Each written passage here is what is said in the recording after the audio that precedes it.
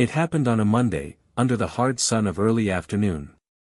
I had just stepped out of the pharmacy on Jefferson Avenue, clutching a small paper bag and my phone, which was still warm from a quick call with my husband, Marcus. As I walked toward my car, I noticed a patrol cruiser slow beside me. The window rolled down. "You in a hurry?"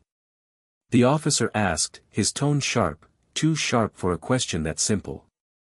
I paused. "Just heading home." He pulled over abruptly, tires scraping the curb. The officer stepped out, tall, pale, rigid, and approached like I had done something wrong. "Let me see your ID," he said flatly. "For what?" I asked, trying to keep calm. "Suspicious behavior," he said. "You were walking quickly. Looked like you were avoiding me." I blinked. "I was just walking to my car." His voice dropped lower. "Either you show me ID, or I'll take you in." There were people watching. A woman across the street froze with her iced coffee. A man near the bus stop started filming. I reached slowly for my wallet. Then, without warning, he grabbed my arm, tight. I flinched. The bag from the pharmacy hit the ground. "Hey, let go of me!" I snapped, pulling back. He didn't let go. He shoved me, slammed me against the trunk of my own car. Phones came out. I heard the crowd reacting. Someone shouted, "You can't do that." But he wasn't listening. His hands locked one of my wrists behind my back. "You're resisting," he said coldly. I gasped, panicking, not from fear, but fury. "I'm calling my husband," I said. The officer scoffed. "Do whatever you want." He had no idea who Marcus was. He cuffed me right there, in front of a crowd that had started murmuring louder by the second. My heart was racing, not just from the shock, but from what I knew was coming next.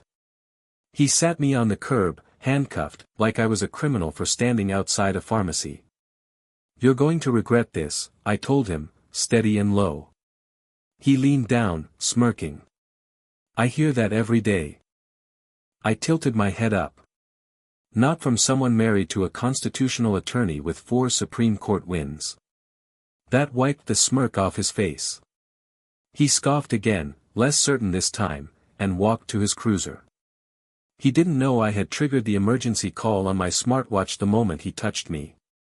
Marcus would have gotten my GPS, the audio recording, and live video. And Marcus didn't wait. Within 7 minutes, a sleek black SUV pulled up across the street. Doors flew open. Out stepped Marcus, clean suit, courthouse badge still clipped to his belt, and a look I hadn't seen since he dismantled a state attorney in federal court. He crossed the street fast, calm but furious. The officer tried to intercept him.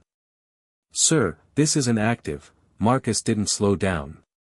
"You just laid hands on a woman with no warrant, no charge, and no legal basis. Detained her in public. That's false arrest, unlawful detainment, and assault under color of authority." The officer looked stunned. Marcus was already pulling out paperwork. "I suggest you uncuff her," Marcus said. "Now." The crowd started filming him. The officer stuttered, "You can't just barge in, I'm her legal counsel and her husband," Marcus replied, raising his phone. "And you're being recorded by 15 witnesses. I already contacted the state bar, the mayor's office, and Channel 9. You have 60 seconds before this goes national." The officer looked around, at the crowd, the phones, at Marcus's unwavering stare, and realized he was no longer in control.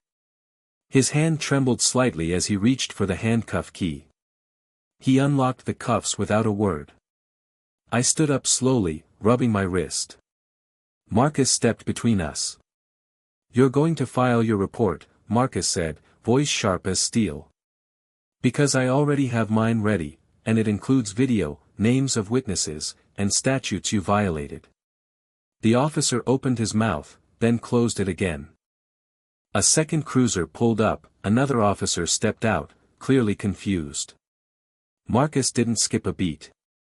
You might want to advise your colleague that he just committed unlawful detainment in front of multiple live feeds. The second officer looked alarmed. We can de-escalate, it's already escalated, Marcus said calmly. Now you're both going to listen carefully. My wife will be taken to a medical facility immediately to assess for injuries. You will not follow. You will not interfere. And if we do? The first officer asked, his arrogance cracking. Marcus gave a cold smile. Then tomorrow morning, I'll file a federal injunction that will freeze your department's operations until this is investigated. I've done it before.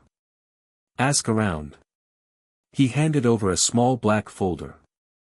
The officer opened it, and his face went pale.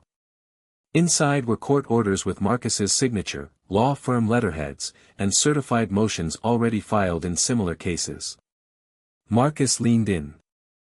I'm not here to play. I'm here to finish what you started. The crowd erupted, not with cheers, but stunned silence. No one had expected it to turn this fast. We didn't wait around.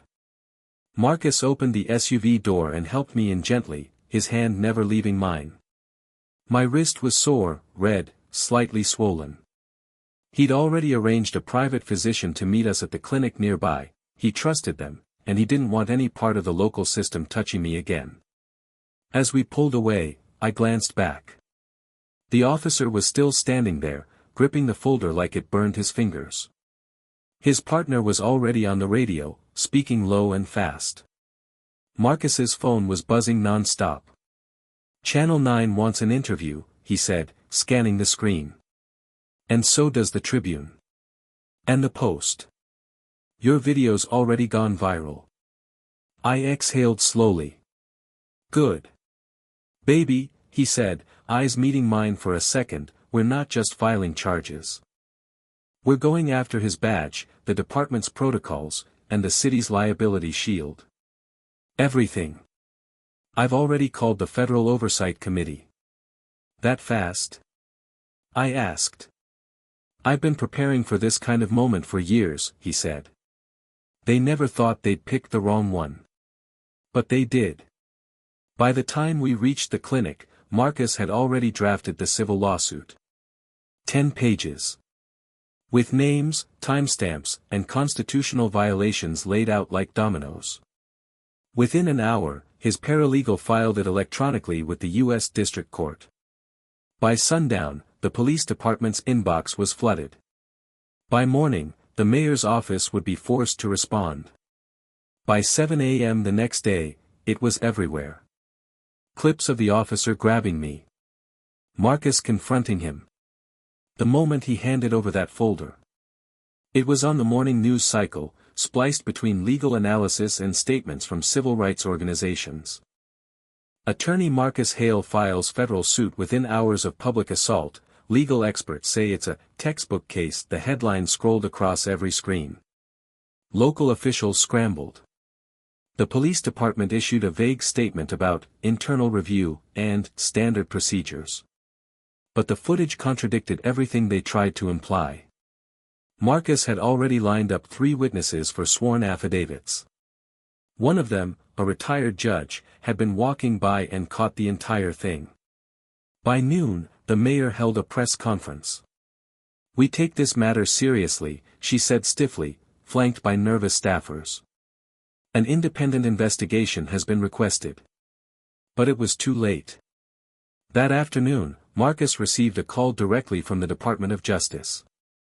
They were opening a federal inquiry into the city's police conduct and use of force practices. He smiled, thanked them, and forwarded the signed complaint with all supporting documents. As for me, I was still healing, emotionally more than anything. But I showed up anyway. That evening, Marcus and I walked into the courthouse hand in hand. I wore a navy suit. No sunglasses. No fear. Just purpose. A crowd had gathered outside. Not to protest. To support. Signs read, "Accountability now, protect her like she protects us." We saw everything. And above all, justice has a name. Inside the courthouse, everything was quiet, but the kind of quiet that carries weight. Reporters were lined up along the marble corridor. Some recognized Marcus right away. A few tried to shout questions, but he kept walking. We reached the clerk's office. Marcus handed over the original stamped complaint. The clerk's eyes widened when she saw the title, Hale vs. City of Brookridge, Federal Civil Rights Action, Emergency Motion attached. The emergency motion was a legal grenade. It demanded the immediate suspension of the officer involved, pending federal investigation. It also requested a temporary injunction barring the department from enforcing detainment procedures without independent oversight. Marcus had cited precedent after precedent, and even included video stills directly in the filing. "They're not just going to feel this in the press," he whispered as we stepped back outside.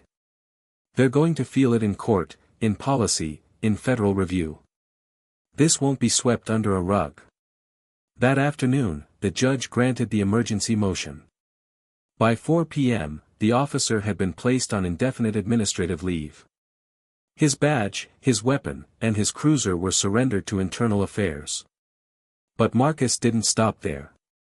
He submitted a second motion, this one to unseal a list of prior complaints against the same officer. 36 of them. Most had mysteriously vanished from record. Not anymore. Marcus made sure every redacted page saw daylight. The police union called it an overreach. The DOJ called it necessary intervention. And the public? They called it long overdue. By the end of the week, it wasn't just our city talking, it was the entire country. Cable networks booked Marcus for live interviews. Every legal analyst, activist panel, and news anchor wanted to dissect what had happened, and how one man's preparation, and one woman's composure, turned a routine abuse of power into a national reckoning.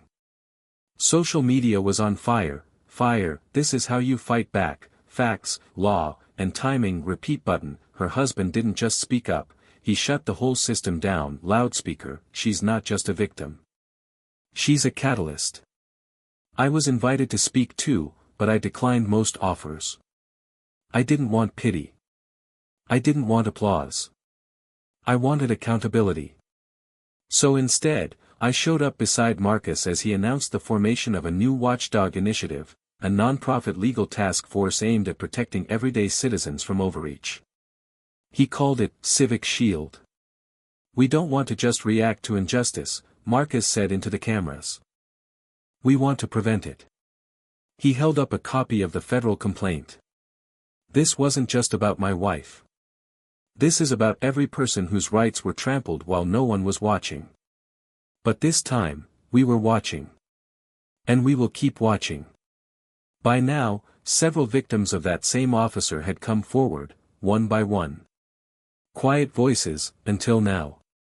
Marcus began filing on their behalf too. The department's leadership held an emergency closed-door meeting.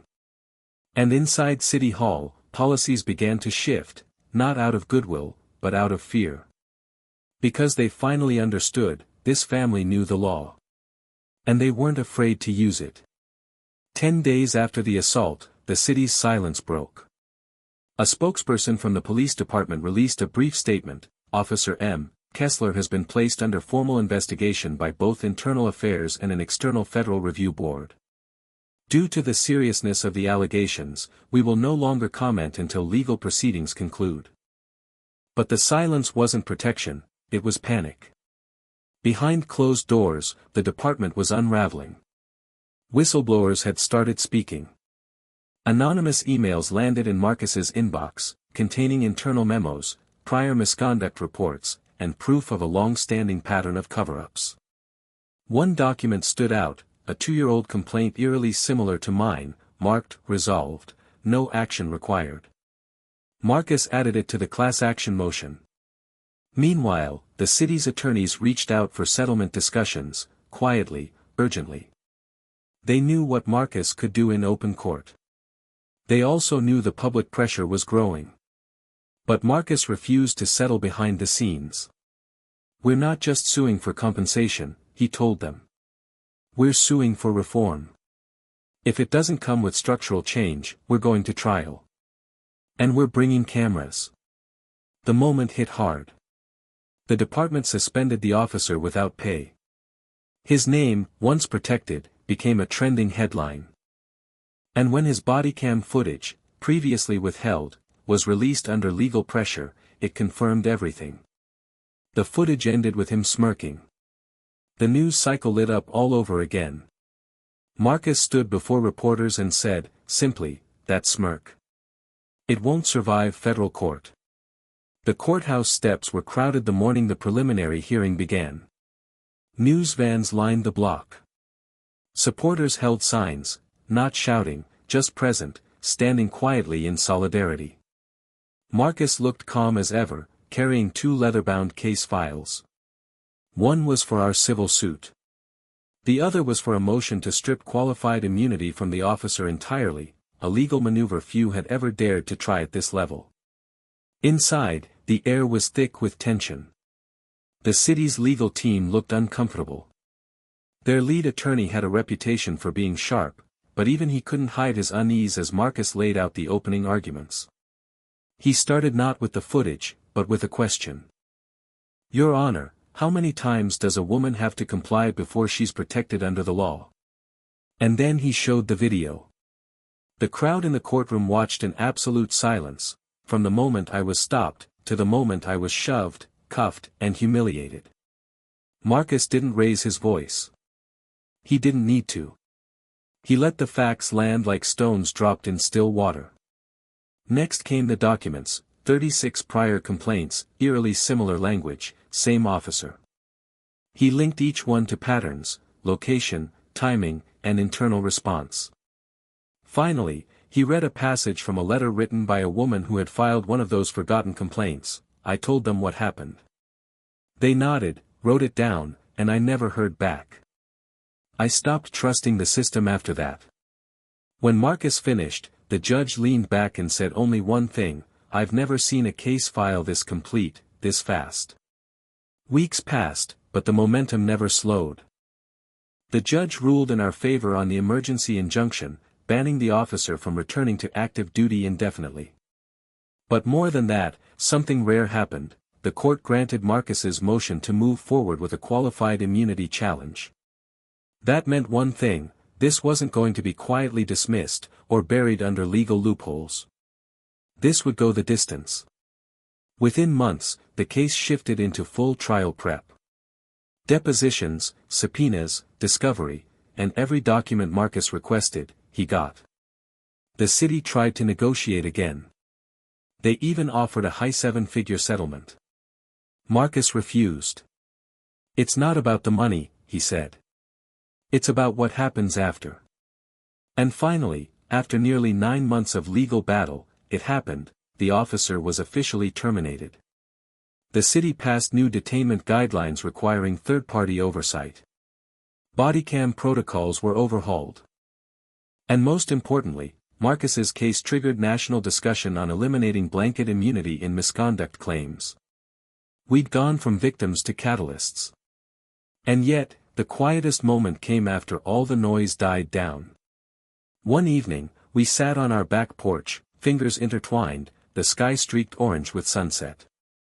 You changed the game, I told him. He shook his head. No, Marcus said. You did. I just made sure the world couldn't look away. And from that day forward, they didn't.